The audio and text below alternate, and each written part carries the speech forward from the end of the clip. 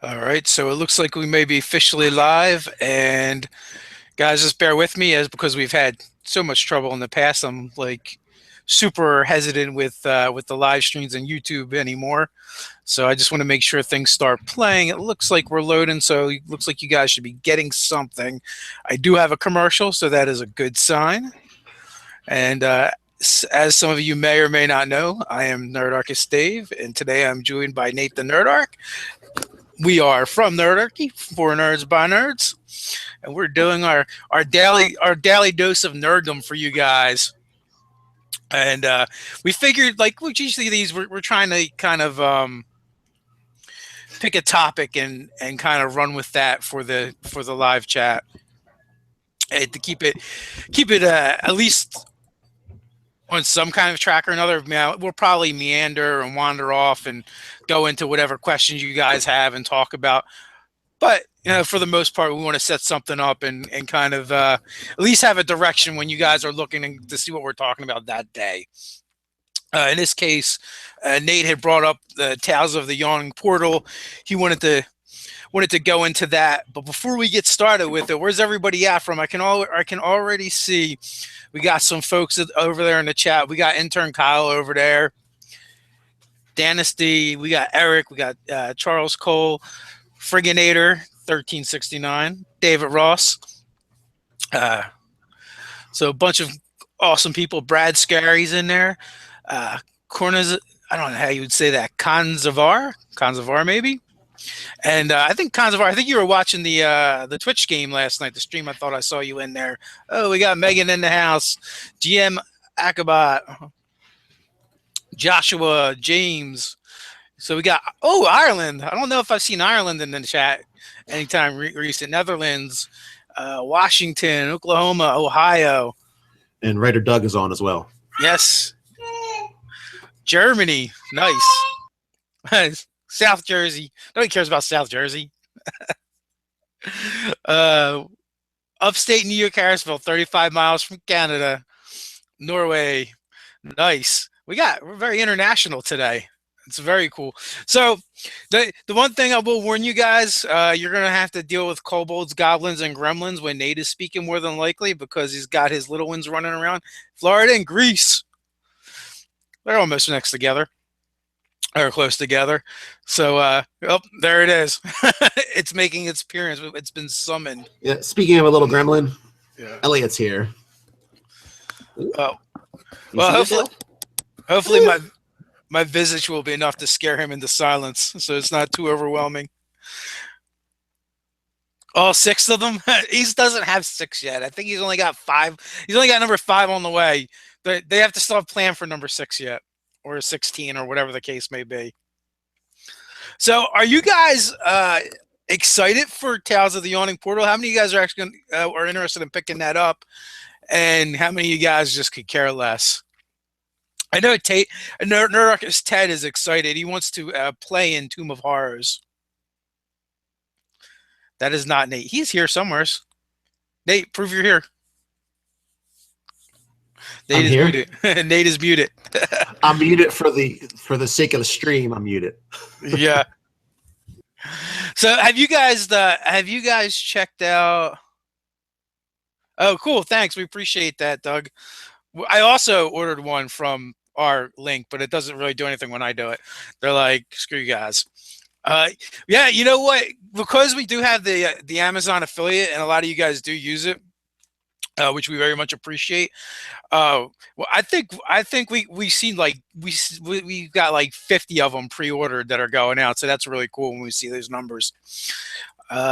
Daniel, I'm 50-50.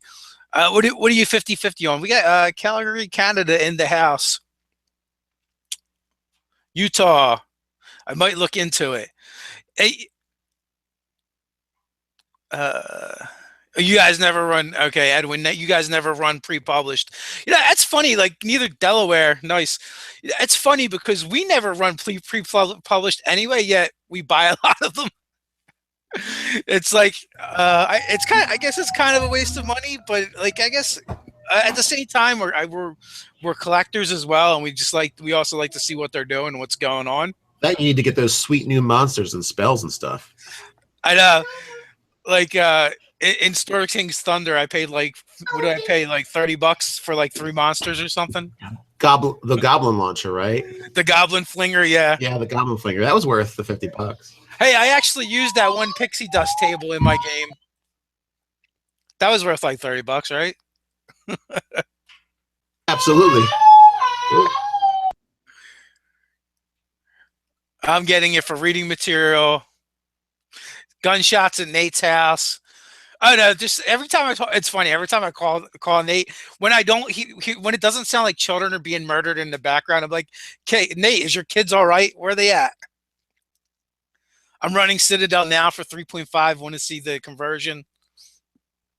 Uh, Limitations of the Flame Princess makes far better material. I think that might be supposed to be Lamentations of the Flame Princess. I know absolutely nothing about it.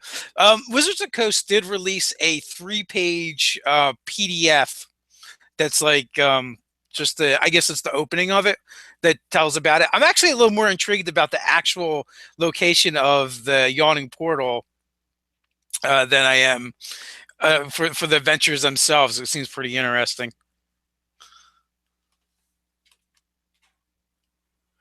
Our Amazon link is always in the descriptions. Yeah, I believe the Yawning Portal is in Waterdeep.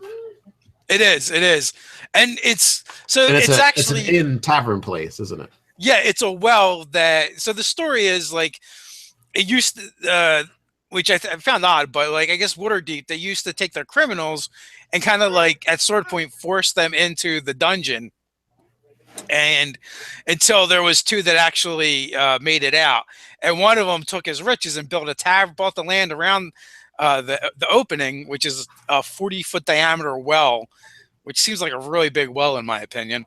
But he bought the land around it and built a tavern around it, and the common room is mostly that hole in the ground, which is funny because like people go to the tavern and they'll pay a gold piece to be lowered down and a gold piece to be lowered up. And some of them will just like be like, oh well, I guess it's like kissing the Blarney Stone or whatever.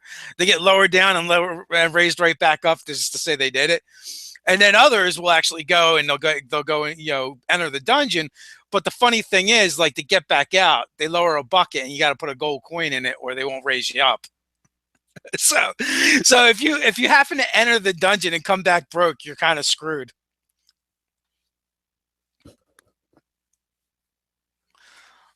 Yeah, people just trying to find their rescue fee. So there's got to be a gold coin here someplace. Didn't the Yawning Portal show up in one of the PAX games? I don't know if it did or not. I wouldn't be surprised though. Is that the one where they're driving the beholder? Because that seems like that would have been a way for them to. They teased it at PAX South. I said we must have got off track of someone saying let's stick to 5e now. Unless fly, that's true. Good point. You can fly out and not pay your gold piece, but I think that's considered bad form or something. But when I was reading that too, like the first thing I'm thinking is like, you got this like super dangerous dungeon. Do you really want to have it opening up into a common room of a tavern? And later on, it gets to the point where occasionally sturges, spiders, and other awful things come out of the hole. You think they'd cage? You think they would cage that in? Yeah, something. They haven't played it at PAX yet. I'm sure it'll probably come up at some point or another. It did. They threw someone down there mid-fight. Oh, that's funny. Did one of the guys from Acquisitions Inc. get thrown down there, or did they throw someone down there? That is the question, though. I've only watched a little bit of Acquisitions Inc., to be honest with you.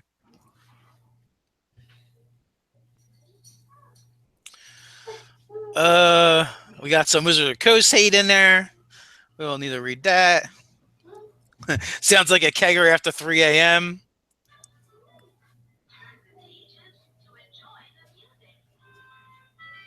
Yeah, GM Acrobol, I agree. Like they are, and he just said basically that they're making it easier for everyone to play these kind of like epic historical within the niche adventures by creating the Tales of the Yawning Portal to make it a way for everyone to kind of to get to them and find out about it. Like, so the premise from the pages that I read isn't like, it's not that all the dungeons are connected. It's just, this is a place where you can go and learn rumors about all of them. And the idea is, though the Tales of the Yawning Portal is not a campaign, they're individual modules. They're laid out in a way they'll take you from level to level to make it appropriate to go from one to the other. Now, I totally agree. When I read that, I'm like, this is completely cheesy and hokey. But you know what? If you're okay with that kind of game, what's the difference? I mean, we're adults playing make-believe, for the love of God. Well, that, and I see it as, it's just giving me access to these dungeons. They can be wherever the heck I feel like it in my world. If I want the Tome of Horror to be, 300 miles west of Griffin-Gaff, then that's where it's going to be. Well, they kind of talk about that too. I mean, and that's the idea. The idea of being able to move these places and put them anywhere. I feel like the Yawning Portal dynamic was more of a way of telling the story of these without saying Adventurer Module Number 1. Here's a collection of our first adventures for D&D 5e that have no place in anywhere in particular. So, because some of them, weren't they, some of them from Greyhawk, some of them are from the Realms, and some of them are just from random. Yes. So they didn't really have, they couldn't say this is a Forgotten Realms attachment. Here's all these cool dungeons. Well, even all the adventures are releasing now. Most of them have a sidebar or blurb in the back going, if you're running it in Ravenloft, if you're running Ravenloft, if it's here, you want to put it there. Forgotten Realms, Eberron. They kind of have like a paragraph or two, which is helpful for DMs.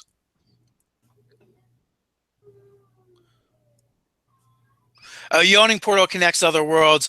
Yeah, it's like a trans-dimensional inn tavern thing as well. But I don't think that's what, I don't know if, did it start off? I don't know that it started off that way or if they just made it that way later on out of convenience. Because I also feel like there was some other, there's at least one other tavern that's kind of like that I remember from D&D, the D&D, different editions of D&D. But also in that 3-page PDF that Watts put out, which is like kind of like the opening pages of it. They also talk about, hey, if you're in Greyhawk, it could be the Green Dragon Inn, which is a famous one over there.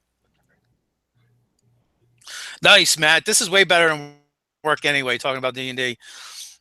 So I see Stygian, but it was probably part of another comment somewhere from Professor Bill at Comic Book University. That's what we're talking about. That it is the entrance to Under the Mountain, which, like I said, was just kind of weird that they used to, like in Forgotten Realms, just herd everybody, all their criminals to the entrance and be like, all right, go in and see what happens. It makes me think of in 3rd edition they came out with what was it called? It was like called Dungeon Crawl, but the idea was your adventurers are part of like a reality TV show where they throw you in the dungeon. And you have to survive the dungeon for entertainment.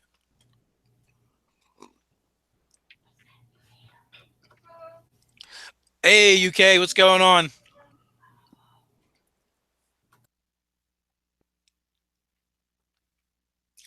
Yeah, that actually would be that would be a good way to start a campaign.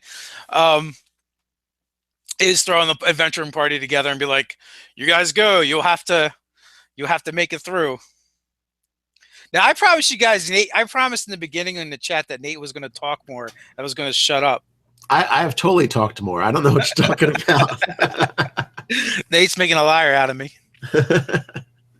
Let's see. Yeah, so I was surprised to see one of the interviews with Mike Mearls about it early in January was over at Forbes. I mean, not bashing Forbes, but it didn't, I don't think Forbes, yeah, that's a place where I want to get my nerdy news from.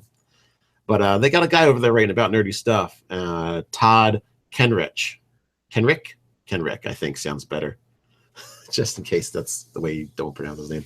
All right, well, anyway, that's where I'm getting some of my info about, I'm not just coming out of left field with what I think Mike Mearls thinks.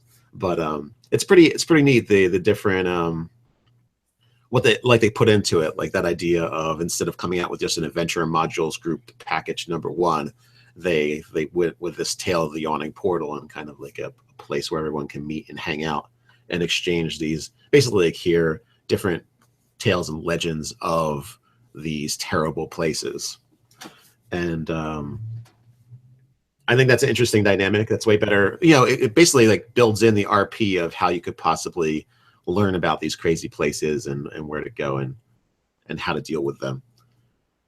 Here, you know, it's a good rumor mill spot. So Jack Smith asked, how many adventures are there in Tales? Do you know off the top of your head, Nate? I want to say 5 or 6, but I can find out in a moment. That sounds like a good number. Yeah, I think that's a good number. Nate, what adventure in Tales from the Yawning Portal are you most excited about? GM Acrobolt. What adventure? You know what? The Sunless Citadel sounded really cool. With the concept of the citadel sinking into the ground, and there's a terrible evil tree, and there's an evil druid. I think I like that whole kind of dynamic. So, and I think in the old school one you could level up while you were in the tower because it was so. I mean, while you were in the citadel because it was so terrible that you wouldn't have been able to make it through without letting the GM that level you up before you got to the end. So I like that kind of premise. That sounds like a tough dungeon. I know we've got at least 2 appendixes in the Tales. Appendix B is for monsters and A is for magic items. So I know we're going to get at least a little bit more material to add into our games. You know, probably not that much, but you would think, you know, that many different modules, they must have introduced a bunch of monsters. And especially earlier editions of the game, that's where a lot of monsters were kind of introduced. And we've got a handful of those modules that are going to be in this product. So I'm looking forward to that for sure. Dan Eastep, 5e best rule system ever with the worst supplements. So I would say 5e is the best D&D rule system ever. There's a lot of good systems out there. And sometimes it depends what kind of game you want to play. Worst supplements? I think they're putting out good supplements, but you have to want to run modules, and you have to want packaged adventures, or you're right, it is going to be the worst for you. Sword Coast Adventures, you know, if you're into Forgotten Realms, which we homebrew everything, so we don't really care that much about that stuff, I could see how that would be a good supplement, but at the price point they charge for a retail, it was not worth it.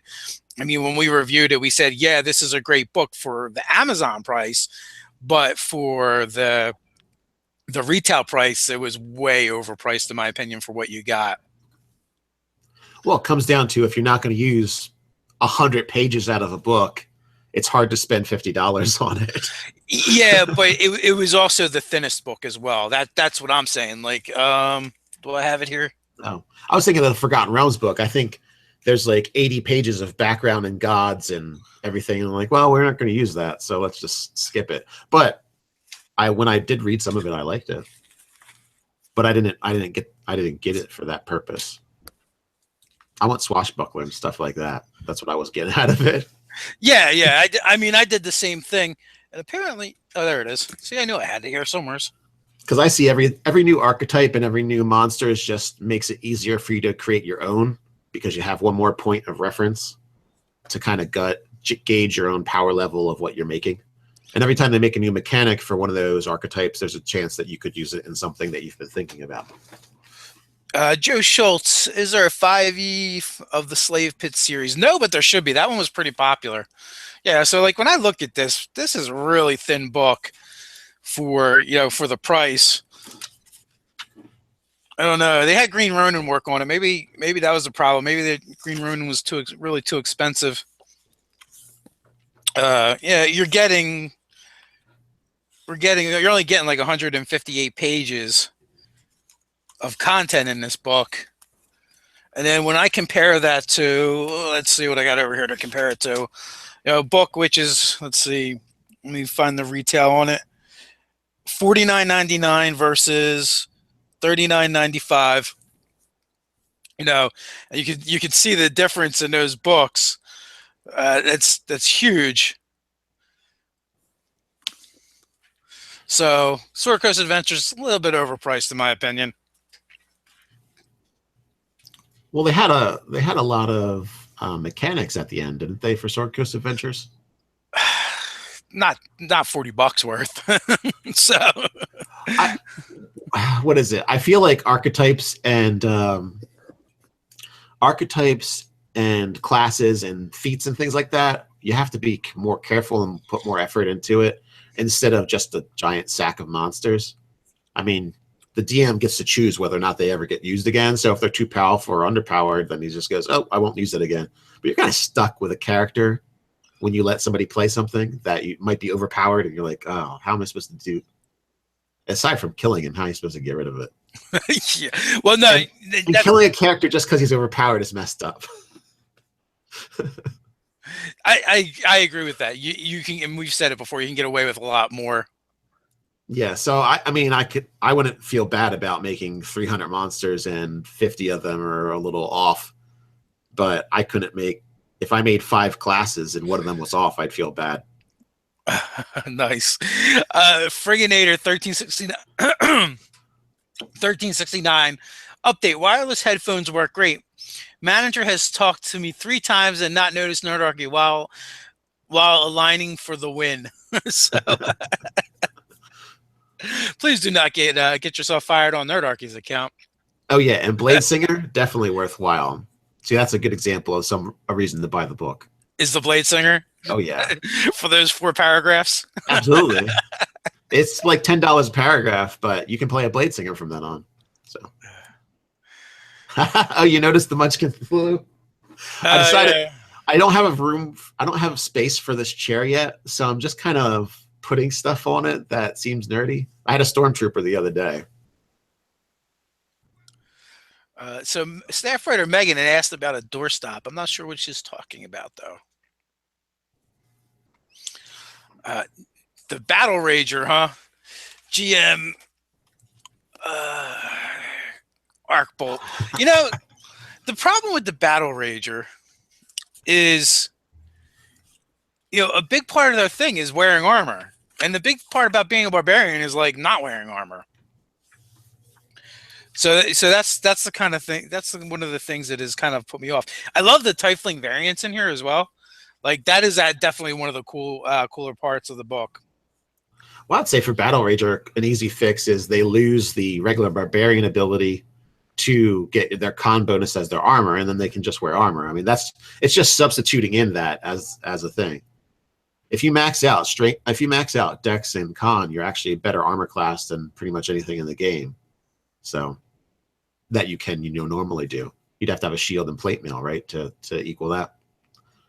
So if they want to wear Battle Rage armor instead, I would just say, yeah, you can rage with armor, and you don't get the Dex plus Con armor bonus. Well, yeah, that's kind of how it works. Okay, I never read Battle Rager, so.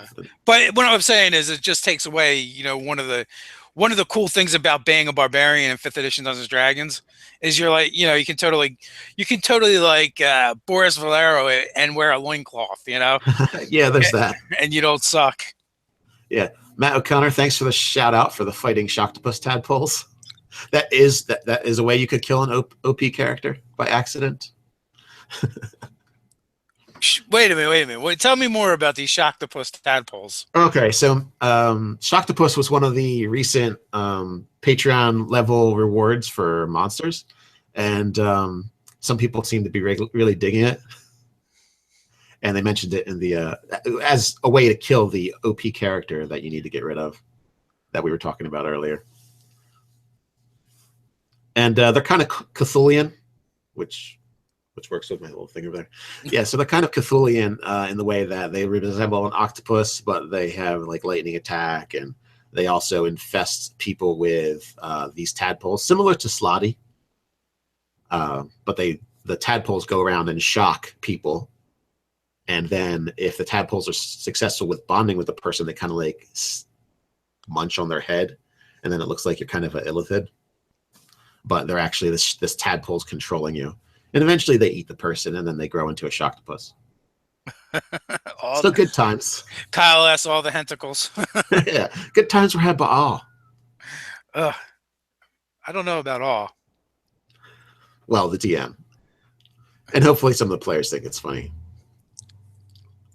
So we got off of Tales of the Yawning Portal really quick. That's what happens. That's what happens when we watch the what's it called, the comments. The live chat's distracting. Tadpole Facehugger from Love to Reload Live. Yeah. Oh, we got another Central Jersey back in the house. Nice. Very cool. Yeah, so sorry, there's actually 7 adventures in the Yawning Portal. Back to the Yawning Portal. There's the Sunless Citadel, the Forge of Fury, the Hidden Shrine of Tamachin, White Plume Mountain, Dead and Thay, Against the Giants, and Tome of Horrors. And so there's 7 of them. The Forge of Fury sounds pretty good. I have not played it, but it's got my interest at the title. So sorry, I was just laughing at the different comments. Yeah. They're still going off on the Shocktopus and the tadpoles. Elliot Mendoza, turn your D&D game into an Aliens campaign. So Jabba the Hutt 50. So head crab zombie that evolves. Yeah, that's a good one too. Oh, and the Shocktopus, the large one, is also called Child of Sluggothar, Infester of Worlds. So the Shocktopus actually can inject tadpole babies into people, and then they burst out of your chest after eating your heart. I figured it was Valentine's Day, so I had to put the heart in there somewhere. What says love and romance like a Shocktopus? Yeah, chest bursting. Yeah. Uh-huh. And what were they a part of? I'm hearing the mythos for the first time. Oh, they're Regale me, Nate. Regale me. So they're just part of the February monster menagerie for our Patreon rewards. No, I got that, but you said something about an invasion. Oh, I gave it I like to give the extra stories, infer extra story by giving it different names. So it's called a Shocktopus, but that's like the layman's version of what it is. But it's called Child of Sloggoth, Infester of Worlds. Is that one of Lovecraft's, or did you make one up that just sounded like it? I just put thoths and lulls in there, and it sounds like on the front. It could be. I could have rewrote the name exactly as it is, and I have no idea. Because there is one that's like Shagaloth or something like that. Yeah, I think I spelled it kind of like that. It's a loth and a sloth and a stuff. So you took all those like Lovecraftian suffixes and prefixes, put them in a mixer, shook it around, and threw it against the table, and like, yep, that's what it is. Yeah, and then I gave it a big heady thing like Infester of Worlds. Nice, perfect. Yeah. Love it. And really, it's just a giant monstrous octopus with lightning attacks and the ability to make tadpoles in people's bodies. Enigma can't wait to run Tome of Horrors. Nerdarch Ted is looking for someone to run that for him. Yeah, I'm interested in playing it and dying in it as well. Comic Book University, Shuma Gorath.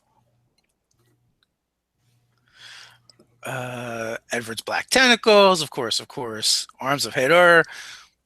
The Slad do chest bursting too. Yeah, I think there's a couple things that chest burst in D&D nowadays.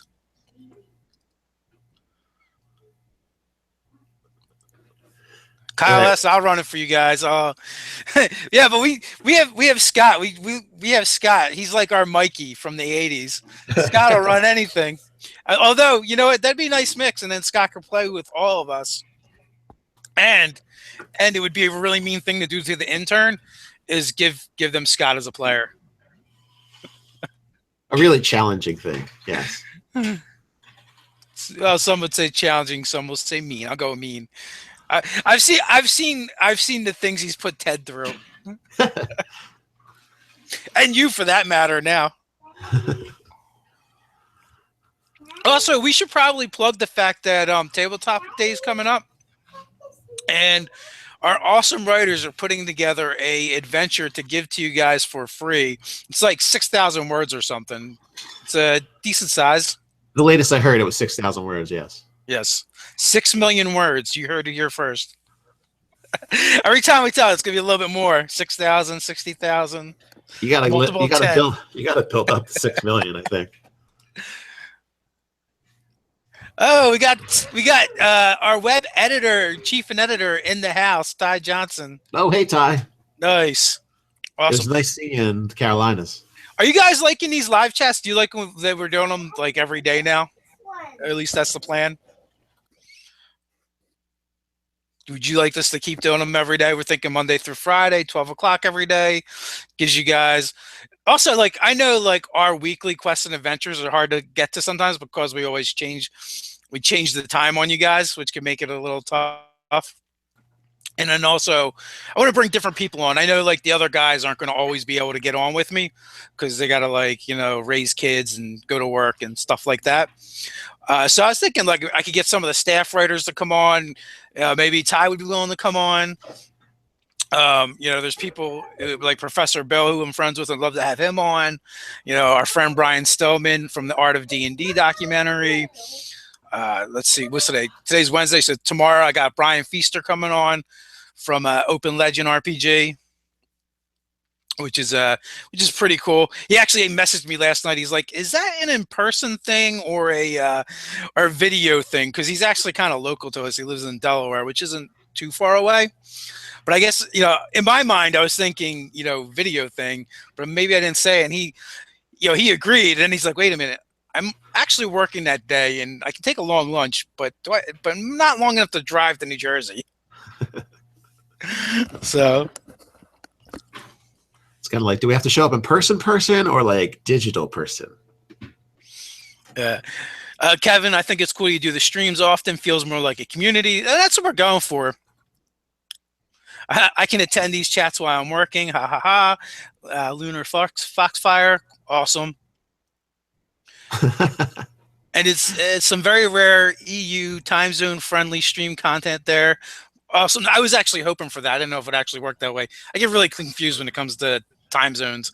I feel like I'm trying to travel through time and space without a TARDIS. I just know it's several hours difference. I don't know if I'm waking people up or if I'm, this before they go to bed. I have no idea. In person at a bar, he buys. Who buys? Can't wait for Open Legend. We got Brad, who's running Open Legend games Sunday. Awesome. Have you run any other games already, Brad? Or is this the first one?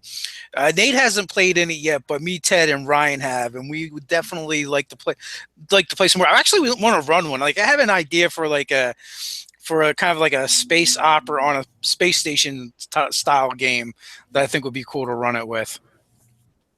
I'd definitely be interested in playing. That's for sure. Yeah. Hard Luck Hank is a series I read. There's like 5 or 6 of them, and it's a very funny comedic series, but it's not written. It's not written in a comedic sense. It just has a lot of comedy built into it. Like all the stories are serious and the characters are kind of serious, but it's a hilarious read. 4:30 here, so no problem. Is that AM or PM? The guest appearance, it went good. So I had fun with it, and I think it helped a lot that it was actually on Twitch because the DM took way too long in bringing me into the game, in my opinion. And I was able to interact with people on the Twitch stream while I was waiting to get in the game, so I wasn't bored. Because I found sitting there waiting, it's like I could either interact with the people on the Twitch stream or be disruptive during the game. And like there were so many instances where I wanted to be disruptive, and I'm like, let me go chat over here instead. But in this day and age in games, like that is one of my pet peeves, is bringing people into the game and taking forever to get them there. Now I will say Timmy was an awesome DM. He did a great job. He does a lot of great role playing and voices, and I think he does a lot of stuff way better than me. But again, like I don't think in this day and age, if I'm going to run a game and I have someone popping in for that session, I'm going to figure out how to get them in right within the first 5-10 minutes, and not have them sit there, for a long period of time. Just my opinion. We got times going on now. Lunchtime here. Yeah, well, you're on the East Coast with us. That's why it's lunchtime. You're in. You're in our time zone. I feel like someone's gonna wants to poison someone. Don't Nerdarchy does not condone the poisoning of other people, unless it's fictional, of course.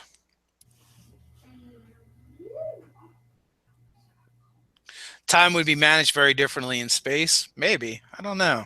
I mean, you still need to sleep 8 hours. I think it'd be different in the sense there's no day cycle. So, yeah, I feel like things would just go on all the time, and people would like naturally have these cycles that they kind of go into. Be weird. People go crazy. Well, I think for long term, they'd have to make some kind of similar generation of electromagnetic field similar to what we feel on the Earth. Otherwise, I think we would go bonkers.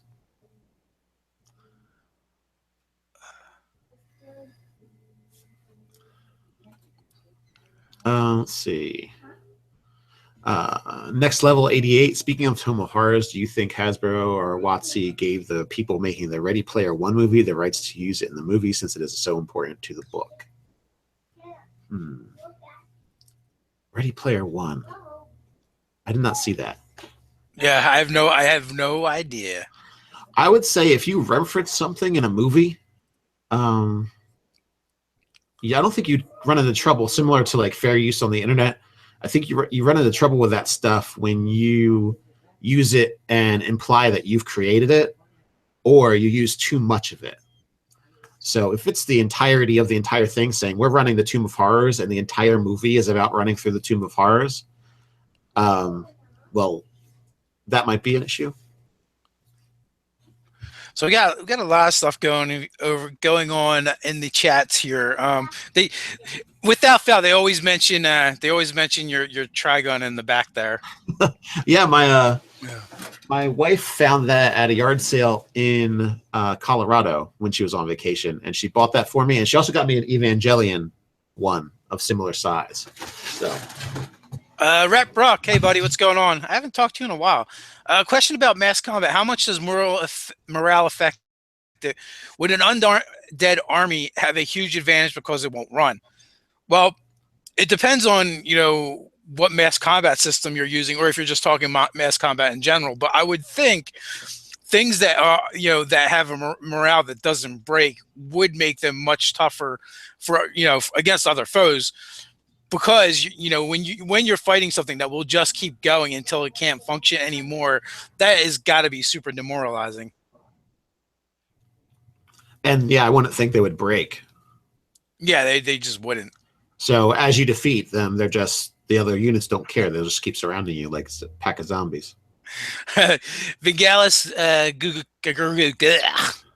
don't think that's how it's pronounced. Giorgio? Left for 10 minutes. How'd you go from Tales of the Yawning Portal to adventuring in space? We kind of jump around. Happens. I blame it on the chat. Yeah, well, yeah, the chat, other factors. This is why we can't have concise discussions. This is why we can't have nice things, Nate. Peter Boundary, I have a 15-minute rule for bringing new players or guests. If I don't get them in 15 minutes, they magically appear. I concur. Like the story, I don't know. Like DMs and players like to put the story up on this like pedestal, and that in where it has to be this it has all these congruencies and be like a novel. But at the end of the day, it's still a game, so everybody should have fun. Yeah, I mean, when you're doing live stream, I think it's a little different to get somebody in. But I just think I like to start out the game already together. So everybody figure out why they're together, even if it's something ridiculous. And let's get going. Matt O'Connor, question. Are you guys ever free to read your fan creations? Example, I created a Ronin class and would love your input before submitting to the DMs Guild. $200. No, we get submissions for stuff all the time, and they're like, can you look at this? Can you look at that? And sometimes we do, and sometimes we don't.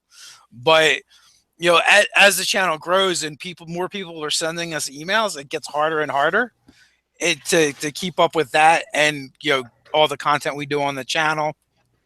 I was just mathifying things earlier before we started the chat, and I'm like, if we do 5 days a week a live chat, we do our normal 2 videos a day, we do the Scarlet Sisterhood, we do our weekly live chat, we run, we put up like six gaming sessions a month. It ends up being like 95 videos. It's a lot of videos. I wonder how many hours that is. Too much. Too much. It's crazy. Well, the live chats are going to be an hour a piece at least. So there's 20 like 22, 23 hours right there a month. And so there's this other thing we started doing. You guys can actually help us out with this project. And also here's your chance to let us know what you think about it as well. So if you're watching one of our videos, whether it's new, old, doesn't matter, and you just get to a point in the video where that particular point just stands out on the whole entire video, or makes you laugh, or whatever, it doesn't matter. If you could email to us what video, kind of what it was, and a timestamp to nerdarchy@gmail.com, that would be awesome. Because we're going to take these little moments and we're going to break them out into their own short videos. And we're just going to call them Nerdarchy Shorts. Some of them will go on, they'll probably all go on YouTube, but we'll send them other places too, like Facebook, where we can upload it directly. And it just gives us another use for our content. We get to repurpose a little bit. And also, so sometimes you don't have a lot of time. Maybe you just want to hit a quick thing, or a lot of times we put out so much content, it's easy for you guys to miss something. So it might point you back in a direction. Nerdarchy, yo, just saw this. I'm not sure what this is. Maybe he means the live stream. Welcome, though. Brian F., the UA Mystic class seems really OP. I've only been picking at it. I have not completely read it all the way through yet. Have you read it all the way through, Nate? Mystic, yes. I haven't gotten through. I've read the powers. I just didn't read them twice. So I'm kind of still newish feeling to the powers. Overall, I like the setup for it. I think I'd really have to crunch out some playtime before I can judge whether or not it stands up to things like Wizards and Sorcerers or Eldritch Knights. I think Eldritch Knight for several of them would probably be a good stand-in, like for the Immortals and the Soul Knife. So Comic Book University just pointed up to love to reload live. Ever thought of running streams on Twitch and eventually getting subs? Believe it or not, we actually have like 20, 30 subs over on Twitch somehow. And we don't put anything up there. And I was thinking about it last night while we were while I was in the chat hanging out again, waiting for the game to start and stuff, or get into the game. Nate is talking about doing games for the fans, and I was thinking about, well, maybe we could put those over on Twitch, start them over there, and then move them over to the Nerdarchy later. That might be a way of doing it, and it'll be a way for us to break into Twitch. And also, the whole idea between gaming with Nate is you guys are going to actually fund him working on Nerdarchy full time and getting rid of his crappy part-time job. And so this way he'll have time to work on Nerdarchy. He'll have time to be home and be Mr. Mom, and and he still can feed his family too. Yeah, they keep bugging me about food, so that's one of the things that needs to get, that's one of the things that needs to happen. And he's prolific too, so that's another thing. Yeah, I write a lot of content. Yeah. And content that runs around your house in diapers. Yeah, I plan on doing at least one year-long campaign. I want to do a few 6 months and a few 3 months, and then if people are interested doing some one-shots, just hopping on and with a character and doing a one-shot. That's what I'm looking at. So, but primarily you're thinking campaigns, because I think that's what people really want anyway. Yeah, I think so. I mean, I think people can grab one-shots easier than grabbing online campaigns with people. So, Kanzavar says feeding family is good. Yeah, it is, because if you don't feed them, they may resort to cannibalism. Yeah. And in Nate's case, it's really bad because they outnumber him. So, he needs to watch his back. Mm-hmm. Thankfully, I'm still bigger than all of them. Well, let's see. Over 9,000. Yeah. Well, that would definitely work out. I could just one session, I'd be set for the year. Personally, like, I don't know what Nate's going to settle on, but I think it should be the $20 to $30 range. And here's why. A game's going to be 3 hours. He's probably going to have 5 players, and he's going to need at least 2 hours to prep the game. So that's a total of 5 hours. So you figure even at 5 people, $20 a head, that's $100. That's $20 an hour. Like, that's a decent wage. So I used to make 30 as a chemist. So I think Nate's worth at least $20 an hour. Well, thanks, Dave. If he starts taking his clothes off, we can probably get that up even higher. No bonnets, no stripping. It's going to be in the clause. Oh no. No bonnets, no stripping. Or eye patches. Yeah, and so the idea is, he could do weekly, bi-weekly, and monthly campaigns, depending and what works for different people's budgets and things like that. And honestly, we're going to do it separate. It's not going to be it'll never be part of our Patreon. We don't ever want Gaming with Nerdarchy as a whole to be a paid thing. This is a separate thing that's going to help Nate work on Nerdarchy, and we're not looking to have different tiers on our Patreon and have you guys pay over there for it. So it'll be an agreement between you guys, the players, and Nate, but it'll free him up for Nerdarchy. It's my side gig. Yeah. Will there be group discounts? That's going to be between you guys and Nate. And I've personally urged Nate not to do anything that's going to be harmful to his family. And you know what? And if he's got to charge more than people want to pay, I think he should. If that's what his family needs. Oh yeah, if somebody wants to do a like if someone's just like, hey, play D&D for my group, play DM for my group.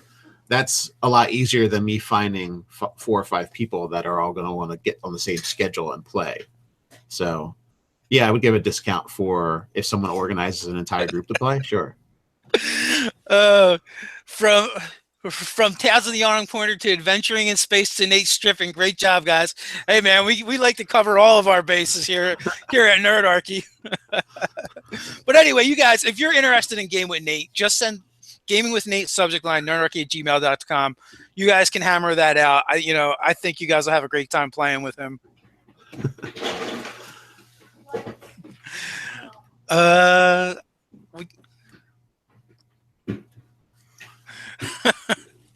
Just the chat is awesome. You guys are freaking amazing.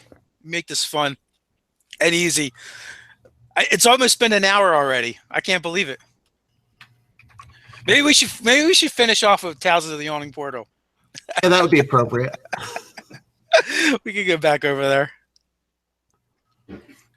Hey guys, I finally figured out. I think I told you guys the other day. I finally figured out how to pop the chat out, so that so they can have it on the stream while I'm talking and see, and I get to see Nate and see your comments at the same time. So, you know what? Maybe I'll do a screen share. That'll work. And here we go.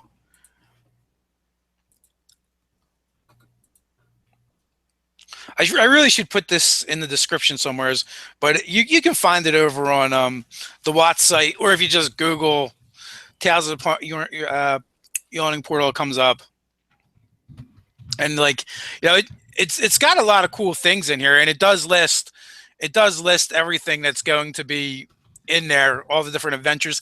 It's kind of weird though, in the sense that on some of them, it's like it tells you the level that you're starting at and what level you expect to get to, and in other ones, it's just like, this is for 4 to 5 level 5 characters, or blah blah blah. Of course, the capstone is Tomb of Horrors. I found the most interesting part of this whole read was actually the part on the Yawning Portal Tavern itself, which I feel like that is going to be something that will be real easy for you guys to just steal and drop it right in your game. You know, they give us a nifty table for the Yawning Portal taproom curios, 1 through 20. And, you know, that seems to be a big thing in 5th edition. They're really bringing back a lot of the random roll tables. I guess that's for the Grognar nostalgia, because I believe in the late 70s and in the 80s, like, your game was kind of like graded on how many tables and charts it had. If you didn't have a certain amount, you just weren't doing your job as a designer.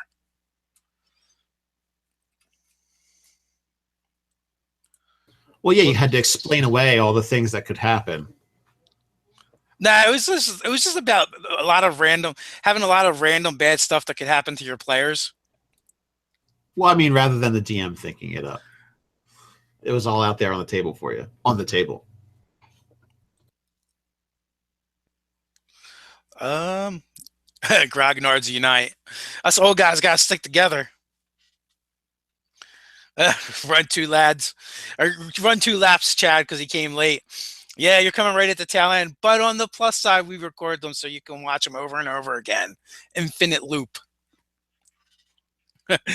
Rep Rock, random rolls are the best rolls. They could definitely be fun.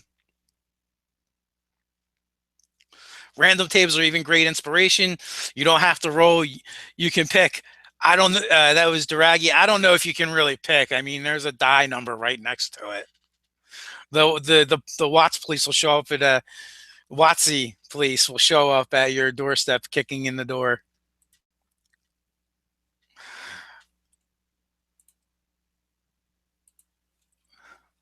So, any of you guys, do you have any questions specifically you'd like me to ask Brian Feaster tomorrow?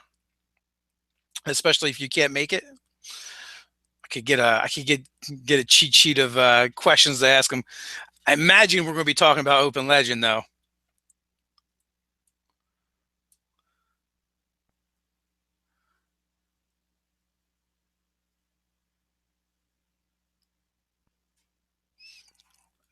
Nate's talking to you guys about healing surges in the chat.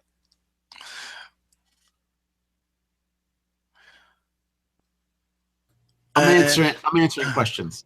Oh, why don't you answer them in here instead of me talking all the time?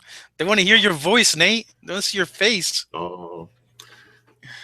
All right. So, someone asked about healing surges and the spell points, and I used the spell point system for when I was designing my version of Psionics 2 years ago, when 5e first came out, and I liked it a lot. I thought it was really well done. And I like the ability that you could move.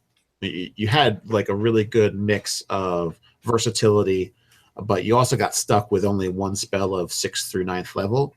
So that kind of kept from using just all night, spamming out 9th level spells all day until you were out of points.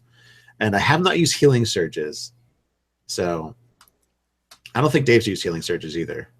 Is that one of the optional rules? Yeah, it's a DMG optional rule. Is making things easier.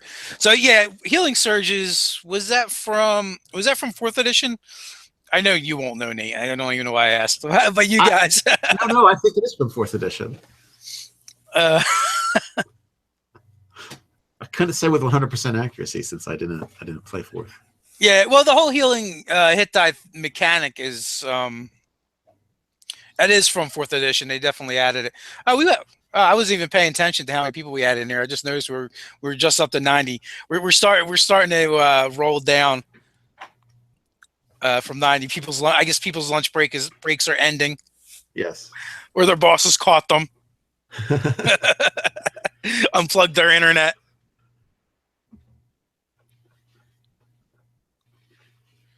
Someone did say healing surges like in 4E ? Yeah, we do not use them. We just use it. We basically use it right out of the book, standard PHB.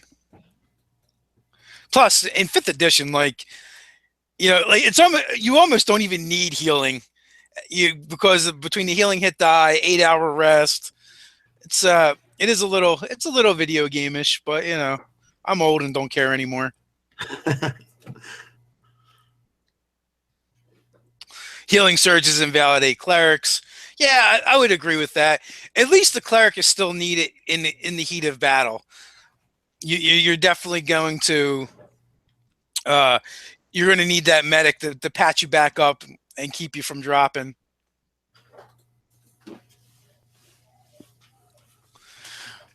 I think if I did healing surges, it would just be once per day or once per encounter, rather than just, I don't know if you could just do it all the time if you took an action or not.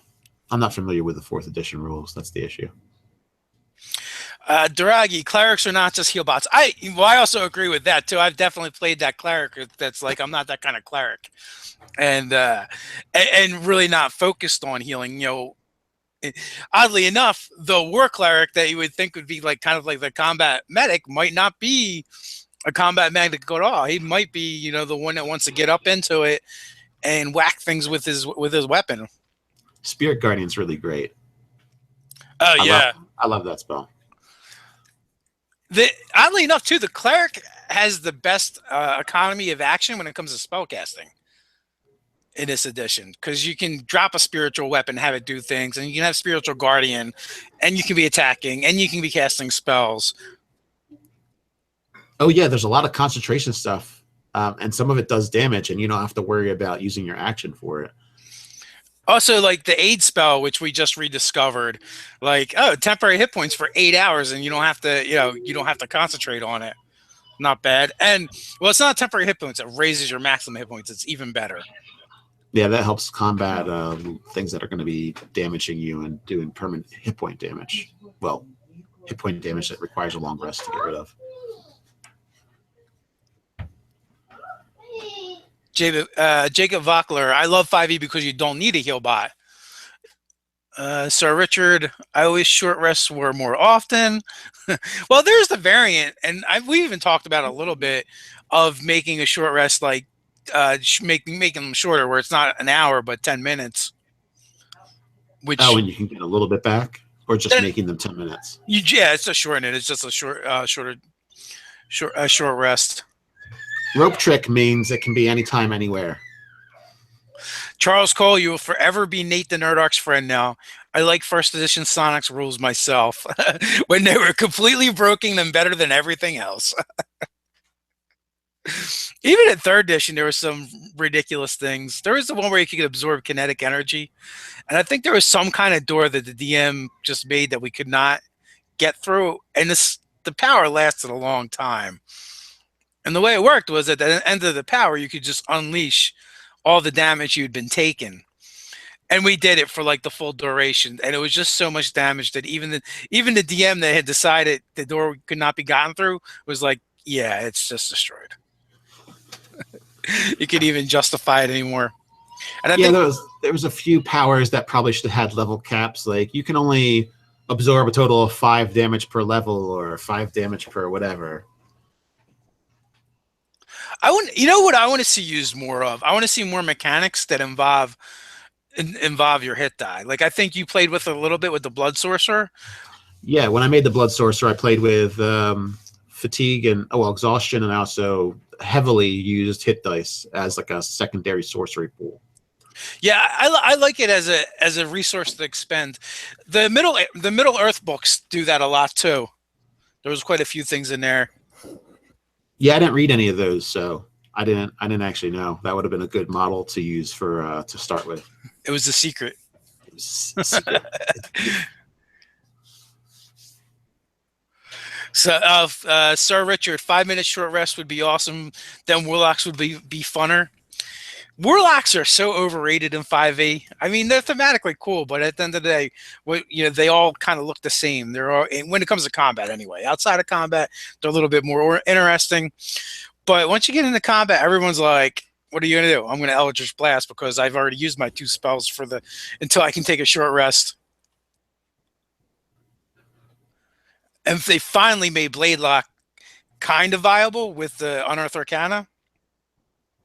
Oh, which Kyle S got to see a little bit of. He actually made an appearance in Ted's game, so you guys will be able to see our intern gaming with us again. He was in our Halloween game where I murdered his face. Spoiler alert. Yes, spoiler alert. That's from last October. They haven't watched it yet. They'll have to watch it to see how his face got murdered. That's Oh, the that's important right. part. That's true. Yeah. Well, did we want to round off with anything from the Yawning Portal? Did anyone else have any more questions about it, or? I don't know. I actually have to go make more. I have to go to Ted's and shoot videos now. Oh, that's right. It's Wednesday, the day magic happens. The day the magic happens. Yeah. So you guys have any last minute video requests? Because I'm about to head out and make videos with Ted.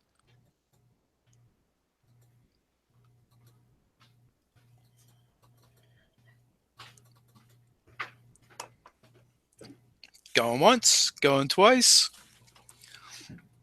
I also don't remember how much of a lag there is. So I think with that, we're going to wrap it up. You guys have a great day. And until tomorrow, stay nerdy.